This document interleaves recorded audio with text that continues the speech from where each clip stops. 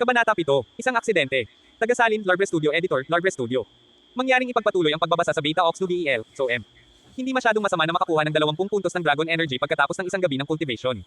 Kinaumagahan, tinitigan ni Wang Xian ang antas ng Dragon Energy na natamo niya sa magdamag na may kislap na ningning sa kanyang mga mata.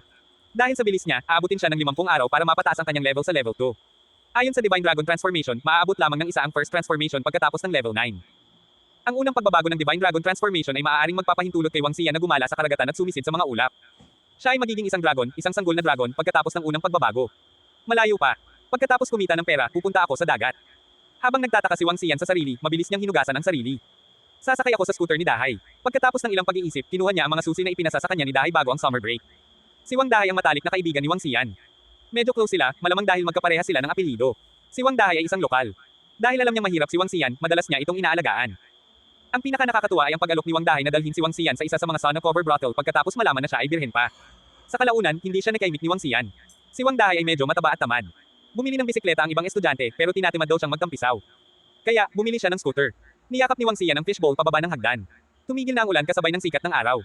Ang hangin sa Tagaraw pagkatapos ng bagyo ay nakakapreskong. Pumunta si Wang Xian sa car park at pinaandar ang makina ng scooter ni Wang Dahay. Ang kanyang scooter ay bahagyang mas malaki kumpara sa AIMA scooter. Ang isang matapang na tao tulad ni Wang Dahay ay maaaring sumakay sa scooter na ito ng comfortable. Inilagay ni Wang Xian ang fishbowl sa leg rest at nagmaneho papunta sa Flowers and Birds Market. Sana mabente ko lahat. Ngumisi si Wang Xian. Sa buong 30 minutong paglalakbay mula sa kanyang paaralan hanggang sa Flowers and Birds Market, maayos at steady ang kanyang biyahe habang pinipigilan niyang matamba ang fishbowl. Malapit na. Tiningnan ni Wang Xian ang lokasyon sa harap niya at napansin ang napakaraming tao sa Flowers and Birds Market. Nakita rin niya ang maraming sasakyan na may mga hindi lokal na plaka ng sasakyan na mabagal na pumapasok. Mukhang maraming tao ang darating para sa Goldfish Fair. Bahagyang binilisan ni Wang Xian ang pagmamaneho niya patungo sa car park ng Flowers and Birds Market sa isang side lane. Vroom! Vroom! Bigla siyang nakarinig ng vroom na nagmumula sa likuran. Di nagtagal, nakita ni Wang Xian ang ilang heavy-duty na motorsiklo na humahanggos mula sa junction sa bilis na hindi bababa sa 80 km kada oras. Pagkatapos ay napansin ni Wang Xian ang 4 na heavy-duty na motorsiklo na mabilis na umaandar patungo sa kanya. Vroom! Haha! Sorry, una na ako. Panipi. Sa oras na ito, mabilis na nagpreno ang isang heavy-duty na motorsiklo sa unahan at tuloy-tuloy na huminto ang bike. Tumawa ng malakas ang siklista habang hinuhubad ang helmet. Ang iba pang mga motorsiklo sa likod ay nagpreno at mabilis ding huminto. Ay hindi. Ang isa sa mga bisikleta ay hindi nakapagpreno at biglang nadulas. Basa pa ang kalsada pagkatapos ng isang araw na ulan. Kaya naman, ang bisikleta ay tumama sa direksyon ni Wang Xian. Bahagyang nabigla si Wang Xian. Mabilis siyang umiwas sa gilid ng sumalpok ang bike. Bang! Ang scooter na kinauupuan niya ay pinalipad pabalik ng 3 hanggang 4 na metro. Matapos mabangga ng motorsiklo ang scooter ay huminto ito. Damn, nadulas talaga ang bike. Panipi. Isang binata na nakabike ang nagtanggal ng helmet at nahihiya siyang nagsalita. Bumaba siya sa kanyang motorsiklo at tiningnan ang harapan ng kanyang bike. Nang makitang walang gaanong pinsala, nakahinga siya ng maluwag. Sa kabutihang palad, ang bike ay buo. Panipi. Hinawakan ni Wang Xian ang mahabang mukha nang hindi pinansin ng binata ang scooter na kanyang nabangga at pinagmasdan ang sarili niyang motorsiklo nang bumaba siya sa kanyang bike. Kung si Wang Xian ay hindi pinalakas ng Dragon Energy, maaaring hindi niya naiwasan ang tama sa oras. Nako, goldfish ko. Nagmamadaling lumapit si Wang Xian at mas humaba pa ang kanyang mukha nang makita ang nabasag na mangkok ng isda. Nabasag ang fishbowl at lahat ng 8 red cap brown orandas ay nagpupumigla sa lupa. 2 sa kanila ang nadurog sa ilalim ng mga gulong at agad na namatay. Ang isa pang 4 sa kanila ay kalahating patay. Nang makita ang mga nalaglag na kaliskis ng isda, tiyak na nahulog ang mga isda at natamba ang kanilang mga sarili. Nagtampo si Wang Xian habang nakatingin sa binata na parang walang nangyari. With a darkened expression, he walked over. How could you drive like that? At hindi mo ba kailangang suriin ang aking scooter pagkatapos ibagsak ito? Panipi. Lumingon ang binata sa scooter na nakalatag sa sahig nang marinig niya si Wang Xian. Okay, anak. Pasensya na po. Magkano ang scooter mo? Sabihin mo sa akin. I'll compensate you, nakangiting sabi ng binata habang hindi seryosong pinapansin ang scooter. Anong mali? Hindi ka nagpatamba ng tao, di ba?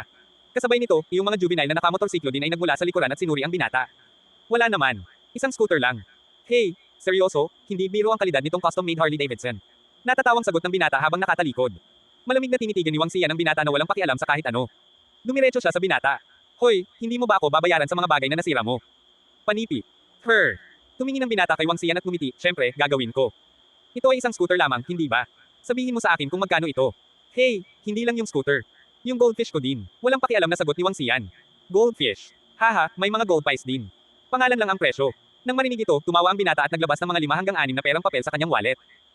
Habang nagsasalita siya, hinukay niya ang lahat ng kanyang pera mula rito, narito ang mga 6,000 dolyar. Ito ay dapat sapat na. Umalis ka na. 6,000. Tiningnan ni Wang Xian ang pera sa kanyang mga kamay na may mapanuksong ekspresyon, hindi ka man lang makakabili ng fishtail sa ganoong halaga. Anak, sinusubukan mo bang mangikil? Malamig na tanong ng binata habang nakatalikod at nakatitig sa kanya. Ano? Sinusubukan mo bang lagyan kami ng kagat? Ang 3 kabataan ay lumakad sa oras na ito habang sila ay nakatitig kay Wang Xian ng nanunuya.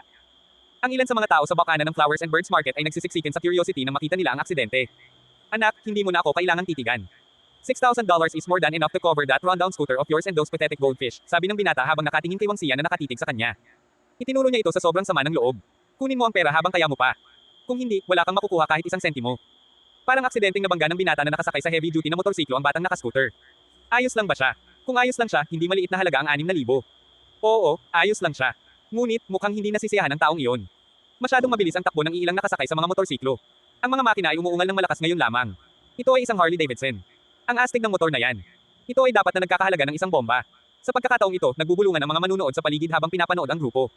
Sinusubukan mo akong paalisin ng isang $6,000 lamang. Ngumisi si Wang Xian sa binata. Lumingon siya sa kanyang scooter at kinuha ang red cap brown orandas.